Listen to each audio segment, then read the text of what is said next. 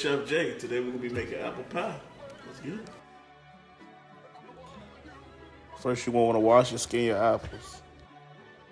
Cut them in half and cut all the apple from around the core. Then we're gonna dice our apples. We'll put our apples to the bowl. We're gonna start adding some cinnamon and a little bit of nutmeg.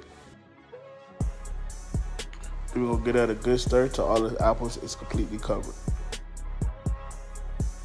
Now we're gonna melt down 2 tablespoons of butter and we're gonna add the apples. Now we're gonna add 1/2 cup of white sugar and 3/4 cups of brown sugar. Also 2 tablespoons of vanilla with a pinch of salt. Now we're gonna stir it all up till all the sugar melts down.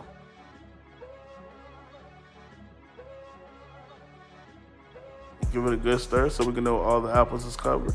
And we're gonna add 1 tablespoon of cornstarch to make it thicker. Now we're gonna start the top crust for the checkerboard patterning.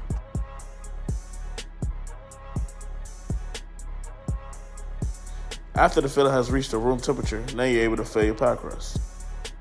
Cook for 1 hour on 400 degrees. There you go, homemade apple pie.